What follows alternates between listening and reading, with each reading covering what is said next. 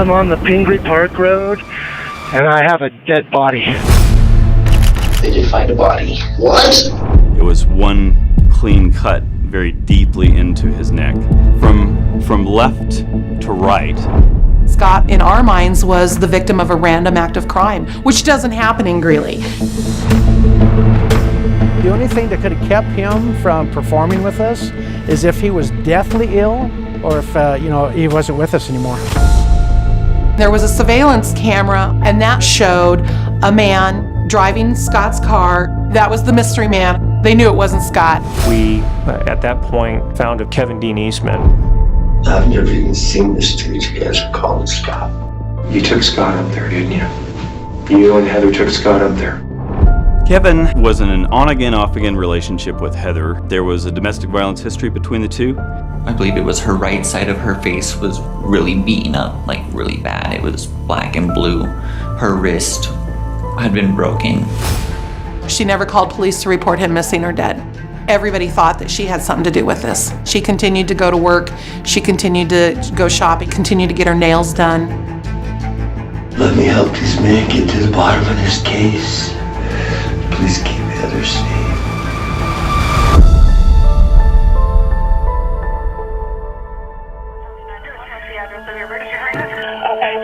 Your wife is in a bar. You said she's unresponsive.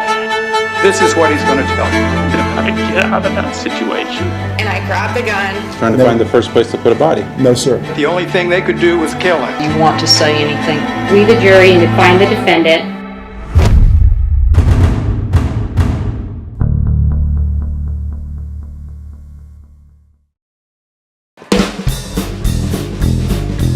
All right, y'all. We are the movers and shakers. Scott and Sessions on the trumpet.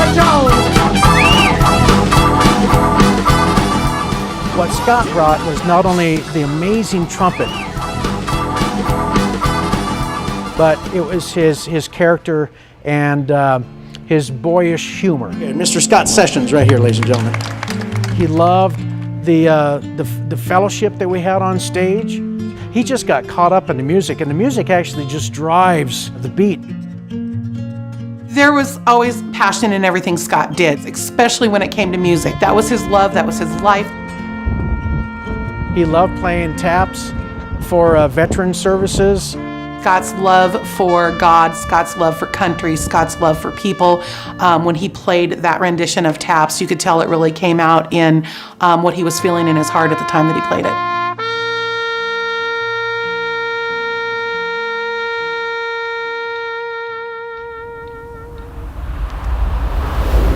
Good afternoon, Greeley, Colorado. It is February 8th, 2020. We've got your evening forecast here for you now. If you're going out tonight, don't forget your winter coat because it's another a snowy February night in his hometown of Greeley, Colorado. Scott was set to be part of the band for an Elvis impersonator.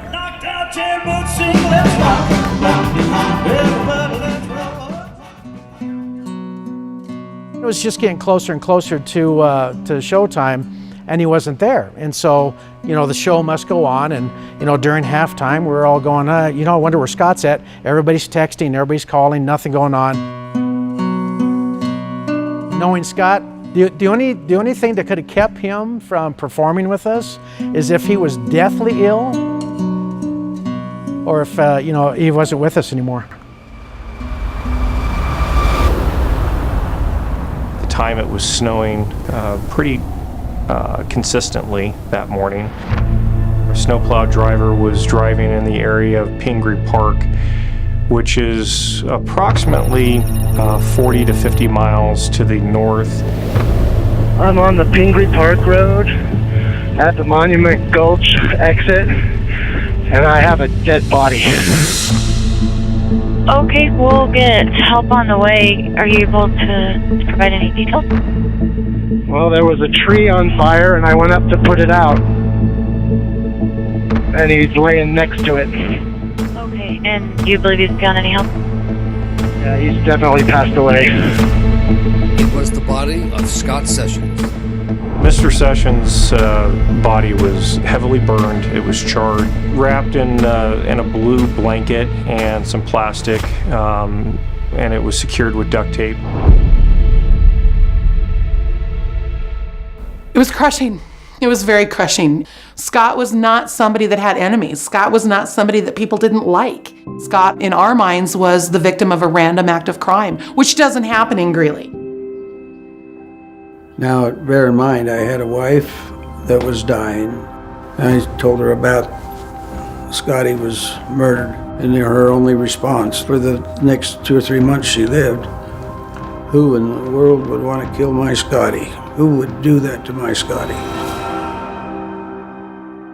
At Scott's home, detectives found the password to access his last Facebook Messenger conversation. And that was with a woman ultimately identified was Heather Frank.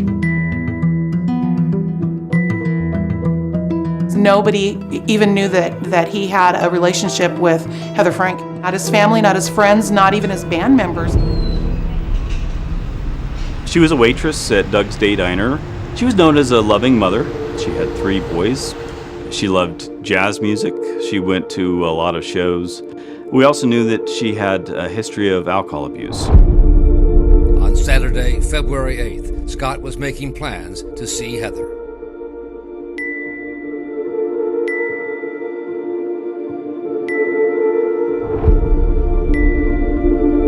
This was the first major break in our case, was that he had gone to Heather Frank's house, and that was the last known contact.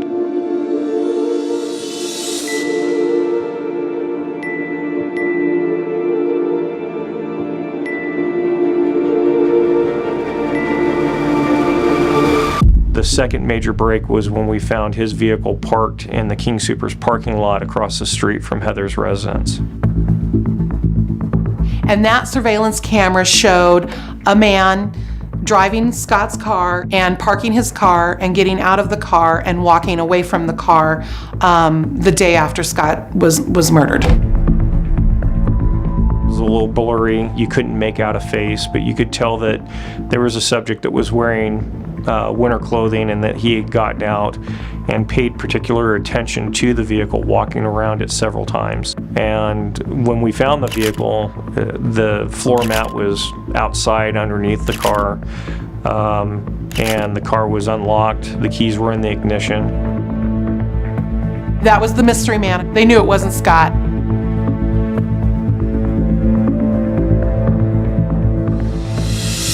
We ended up putting up a surveillance camera on a light post in the cul-de-sac facing towards her apartment, and we, at that point, found a vehicle that belonged to Kevin Dean Eastman. Kevin was in an on-again, off-again relationship with Heather. They found that there was an arrest warrant out of Denver Police Department where Kevin had abused Heather, and so they already knew that he had an arrest warrant. They found out that there was a domestic violence history between the two.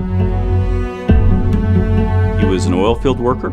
Everybody speaks highly of him. They think that he's a very nice guy. But when alcohol's involved for Kevin, things change. Cell phone data indicated that Heather and Kevin were at the apartment when Scott arrived. That was the last known contact that we had with Scott that night. 3 cell phones were pinging at that same address for a very long time. That tells us that all 3 were there, and since Scott is missing, that's the concern, that something happened at that address. We started putting together a theory. The theory was either Kevin or Heather got him to her apartment to where he was ambushed. The following morning, we had surveillance video that showed Kevin Eastman's car traveling to and from the area where the body was located. So we had them being the last people to likely see Scott alive, and then we had information connecting them to the body being dumped in the mountains. The surveillance now on Heather's apartment was 24/7 as both she and Eastman came and went. Heather was very much a suspect. She never called police to report him missing or dead. She went shopping. She got her nails done. She acted as though nothing had happened for several days after a man was brutally killed inside her home. And reported on time at the diner where she worked. Her boss noticed that she was definitely distraught and just not put together like she normally would be. And ultimately, we applied for arrest warrants for first-degree murder for Kevin Eastman and Heather Frank. The plan was to arrest both of them the following morning. We had seen Heather walking out of the apartment carrying a coat. She appeared that she was unsteady on her feet, and Kevin was following right behind her. She voluntarily got into the passenger seat of Kevin's vehicle. They never returned.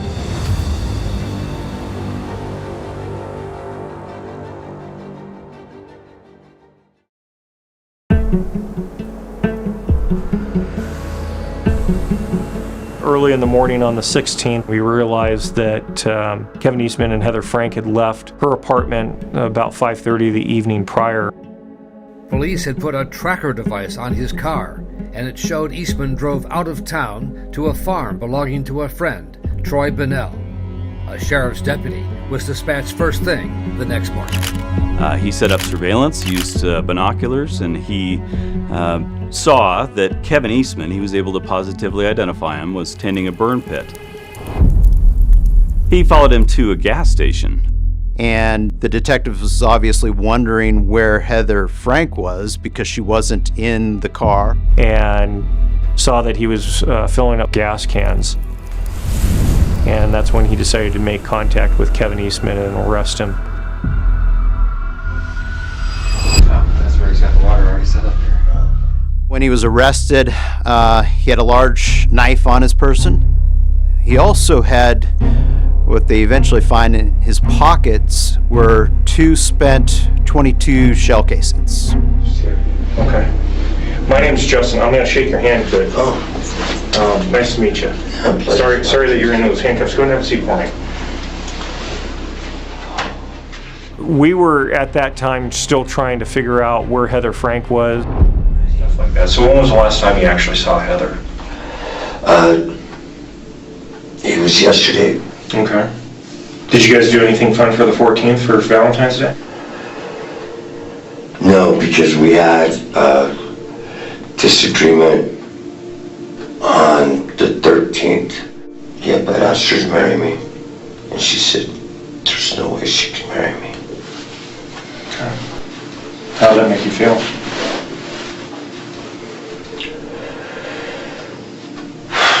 Deflated.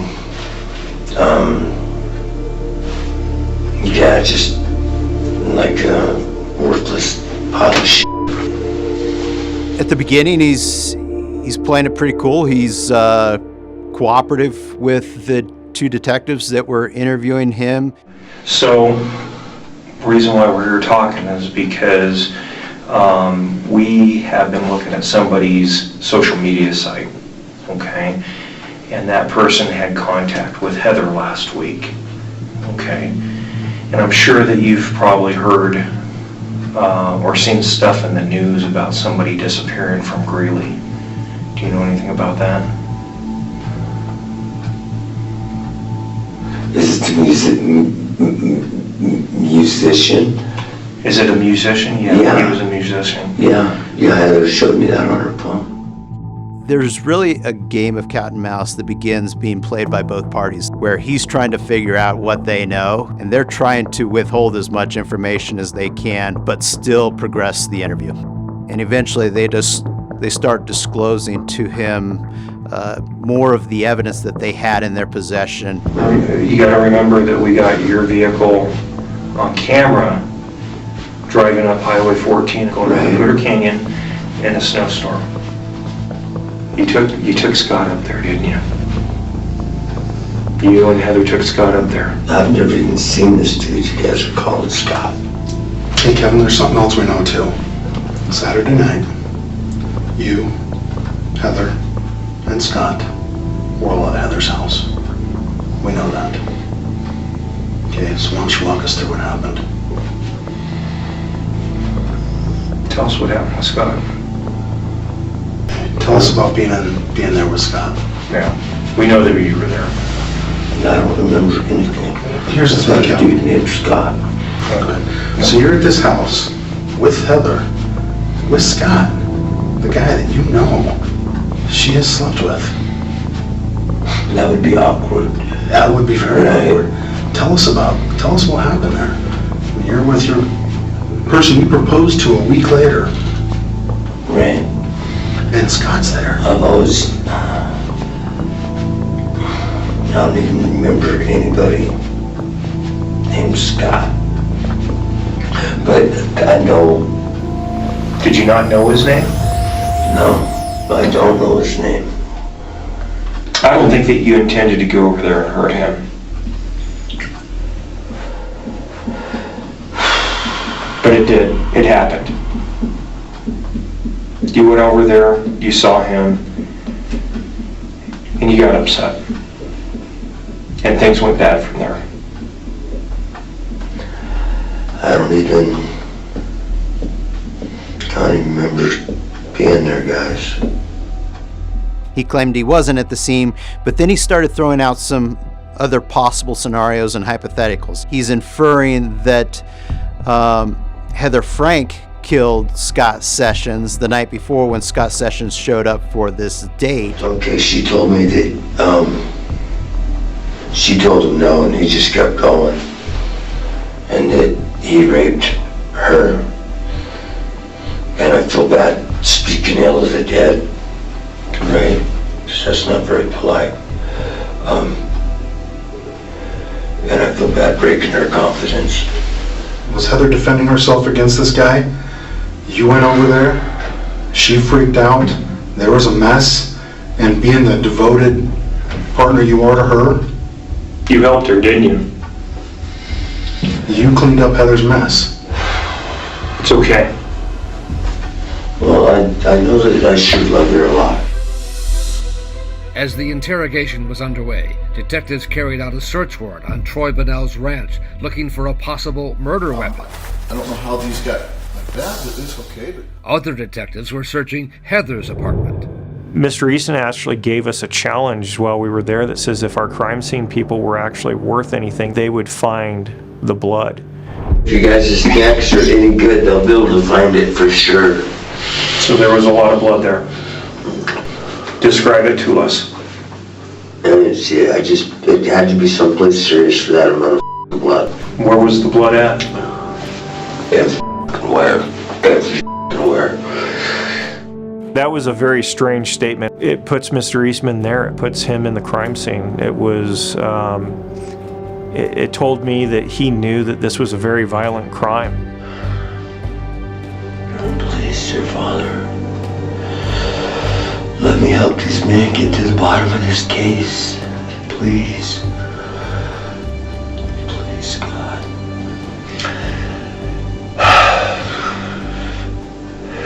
Please keep Heather safe.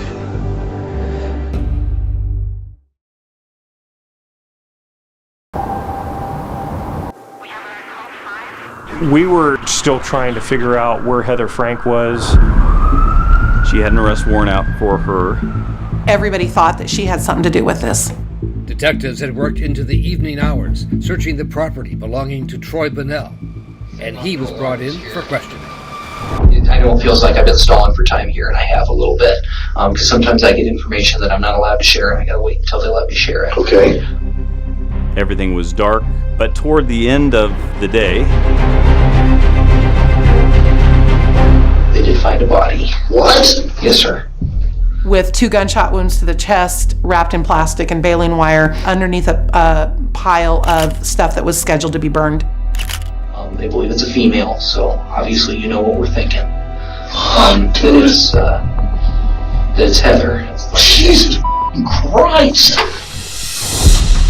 In the other interrogation room with Kevin Eastman, detectives were also getting the word. And you can see them getting information through their phones. Whatever had her upset, I don't know.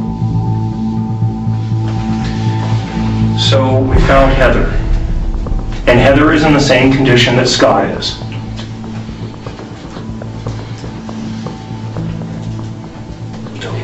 All right, Kevin, Heather's dead. You know she's dead. Scott's dead. Heather can't be dead. You need to start talking to us. He was upset that he thought that we were playing games with him. That's not fucking good fair. God! Trying to be cool about it, man. That's punching below the belt, guys. Give me a second.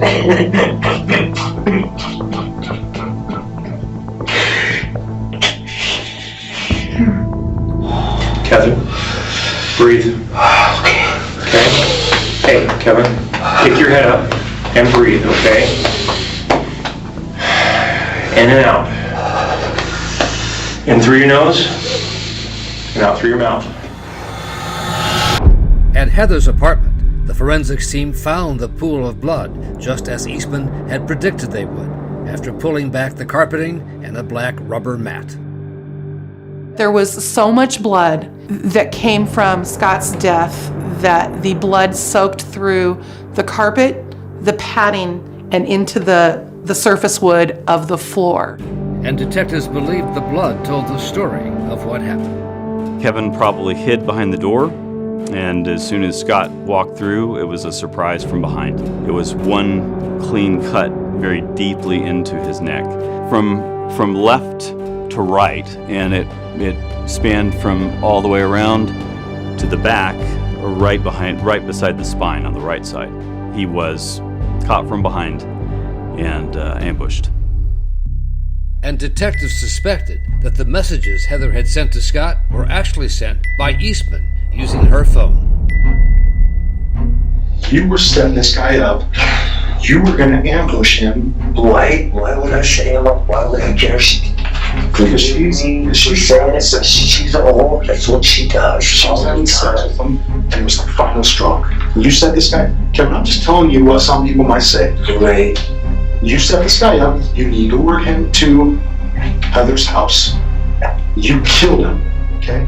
And detectives discounted Eastman's claims that it was Heather who killed Scott Sessions. We don't really know what Heather was doing. She may have been forced to watch. I don't think that she would have had the physical strength to commit the murder. I don't think it's likely. But there was still suspicion about the role of Troy Bunnell in Heather's murder. His DNA was found on a cigarette pack that was wrapped up with Heather Frank's body. And Bunnell was evasive when detectives questioned him about what happened to Heather. Okay. Well, and obviously we're trying to figure out how that body showed up on your property. Me? Please, I don't even know this. I don't even know who this guy is. You know, I'm just not that guy. Okay. He had no motive or reason to want to kill Heather Frank, whereas Kevin Eastman did, namely that that Heather was the witness to his murder of Scott Sessions, and therefore that she was the one that could turn him in. We're not lying to you. Everything that we've talked about, we've told you is the truth. And you know it's the truth. Heather is dead. I think that we were just getting closer. He got to a point where he said, "Can I get a lawyer?" I'm sorry, guys. Thank you. I'm sorry I let you down.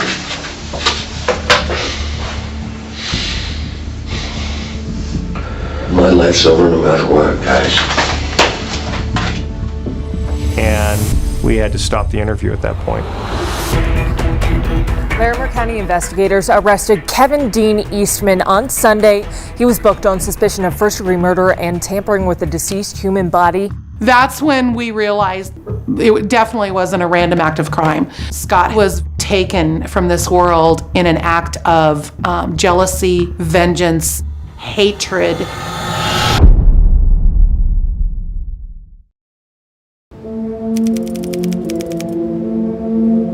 Kevin Dean Eastman is standing trial for the murders of both his ex-girlfriend, Heather Frank, and her love interest, Stanley Scott Sessions.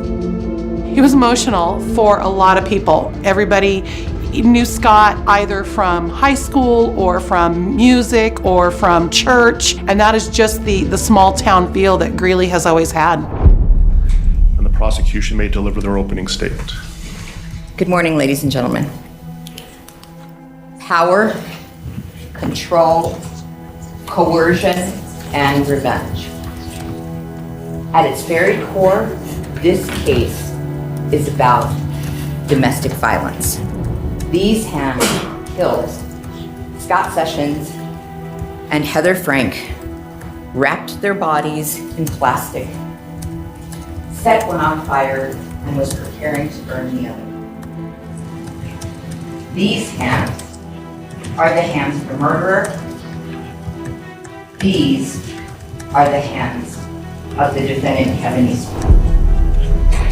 All the credible evidence in this case, all of it, will lead you to one person. It's a person you've already met, and that is the defendant, Kevin Eastman. The prosecution's strongest physical evidence was the blood of Scott Sessions found on some of Kevin Eastman's clothing.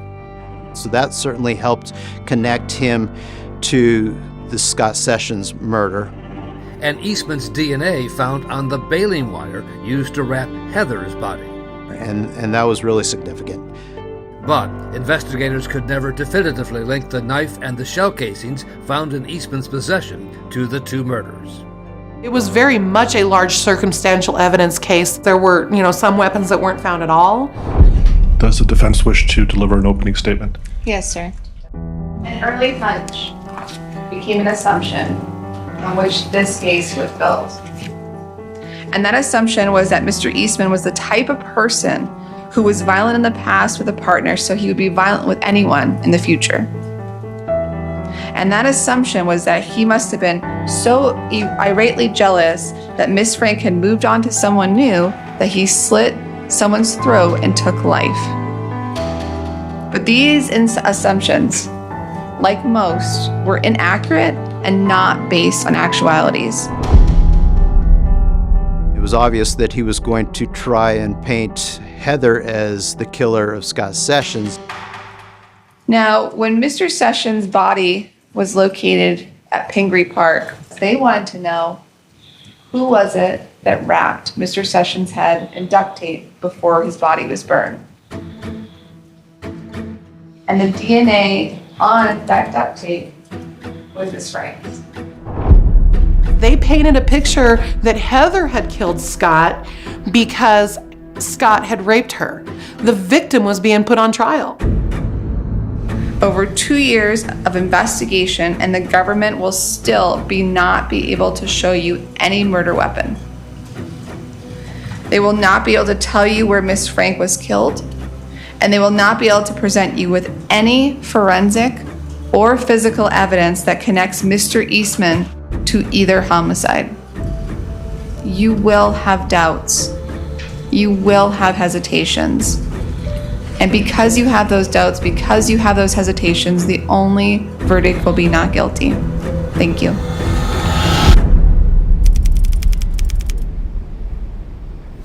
Good morning, Mr. McLaughlin. Good morning. Who is your mother? Well, she was a beautiful lady. What was her name? Heather Frank.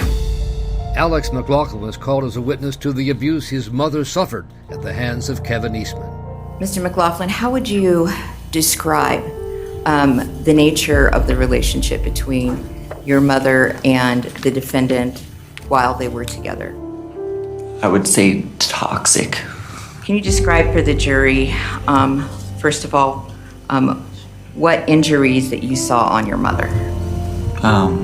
When I seen her, she had a slash in her throat, like a knife, like a cut in her throat.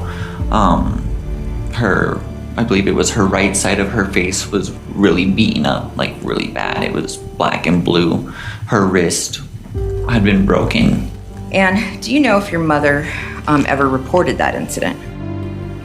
Not that I don't think so.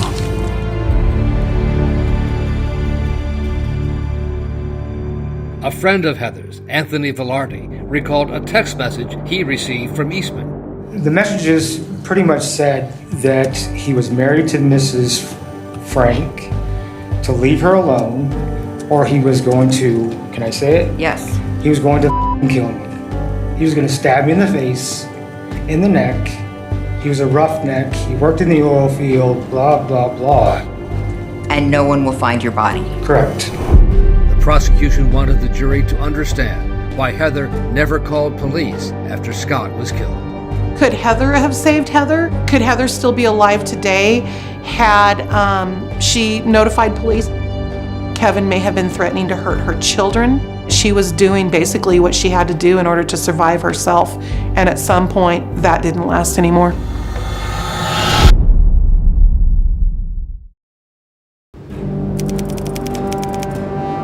We are live in the Kevin Dean Eastman trial out in Colorado. On the stand right now is Troy Bonnell. Heather Frank's body was found on his property. So it becomes a question of what exactly was his involvement in all of this?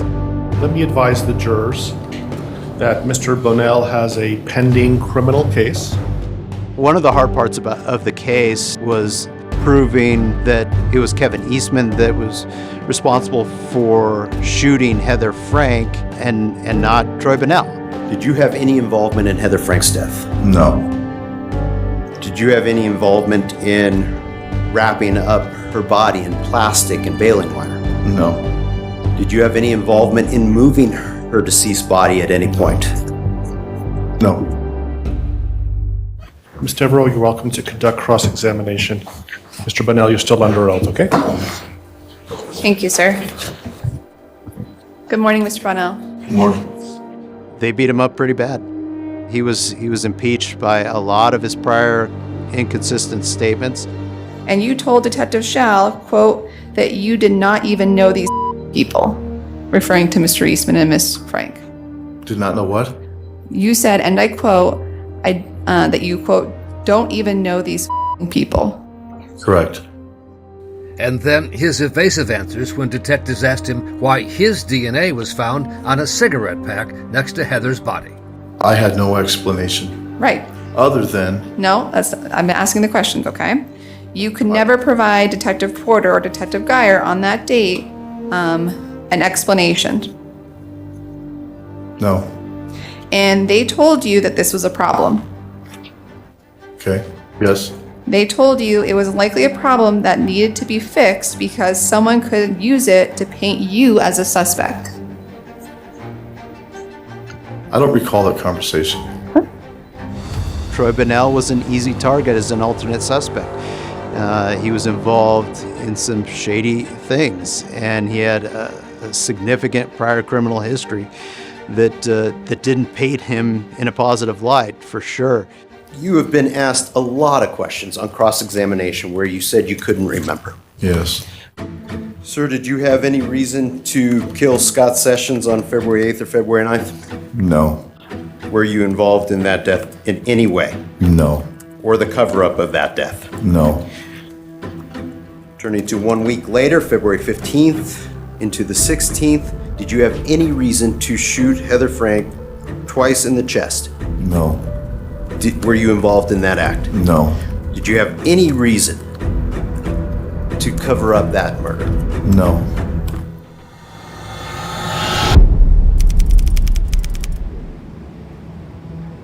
Kevin showed almost no emotion most time when during testimony. When he would walk into the courtroom, sometimes he would smile at his defense team, but he, for the most part, showed no emotion at all throughout the entire trial.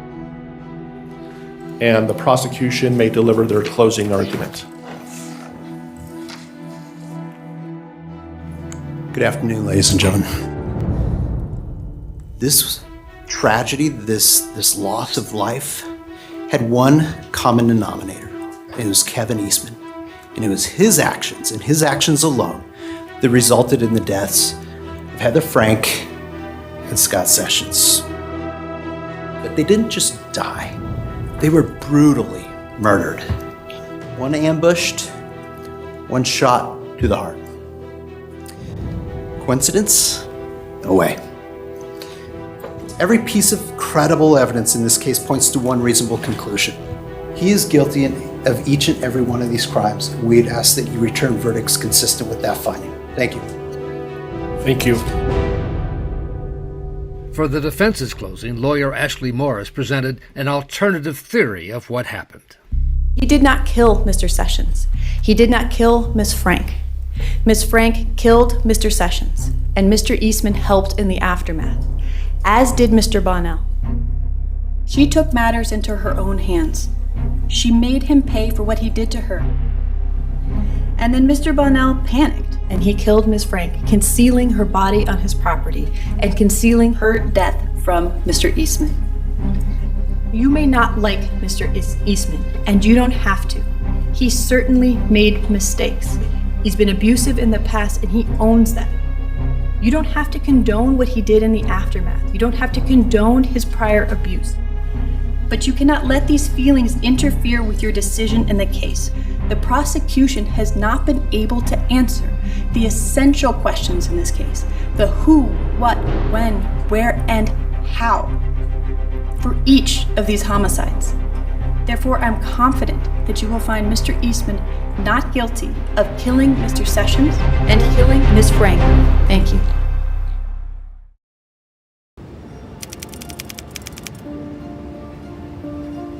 Good afternoon. You're welcome to be seated. I was sitting next to Scott's father in the courtroom when the verdict was delivered. And as it relates to count number 1, murder in the first degree involving victim Stanley Scott Sessions, the verdict reads, we the jury find the defendant Kevin Dean Eastman guilty of murder in the first degree. Stan fist pumped, and that was all he did. He just fist pumped, and then he bowed his head and he prayed. As it relates to count number 2, murder in the first degree involving victim Heather Frank, the verdict reads as follows. We, the jury, find the defendant Kevin Dean Eastman guilty of murder in the first degree. There was no reaction. He just sat there. There was no, he just sat there. He just sat there and stared at the judge as the judge read guilty after guilty after guilty, 7 different counts. Thank you for your time. You can't get any better than guilty on all counts.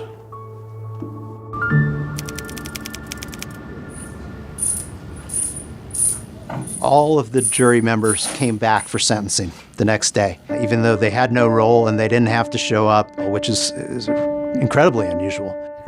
I would like to start by inviting Stan Sessions up to the podium. Stan Sessions is a pretty amazing man, and it was incredibly powerful. It was a statement truly from the heart. But Scott's father also wanted to set the record straight. Now, Scotty wasn't perfect. None of us are, but he loved his family. It pained my heart to hear the concocted story of him raping somebody. Never, ever, ever, ever in 54 years ever had a complaint like that in his life. He was not that kind of guy. Now, finally, I am truly a Christian man. Believe in the Gospels of Christ completely.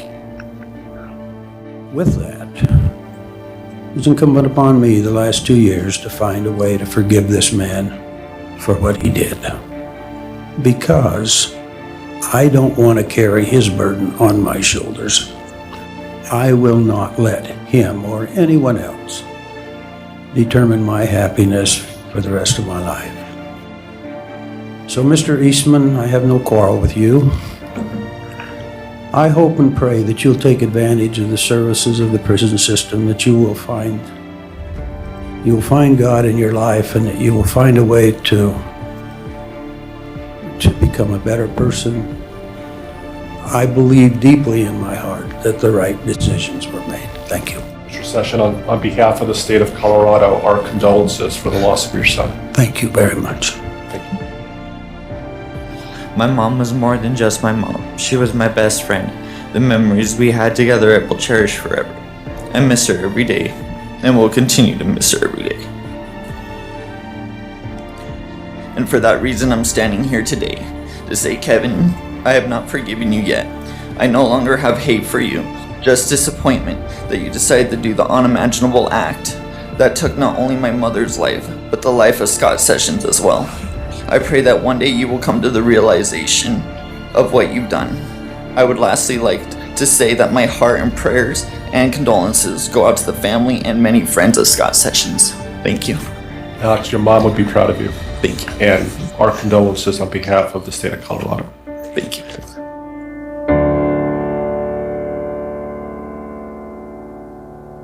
Scott Sessions was a gifted musician. Music was at the center of his life. And I would like to play a short video and wrap this case up on that note, if I may.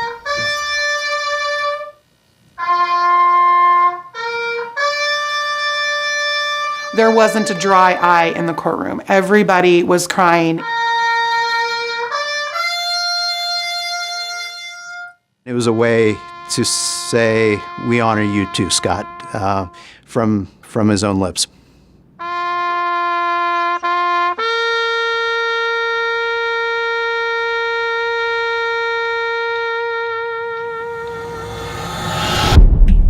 Mr. Eastman, you don't have to say anything. Is there anything you would like to say? Mr. Eastman does not wish to make a statement at this time. Thank you.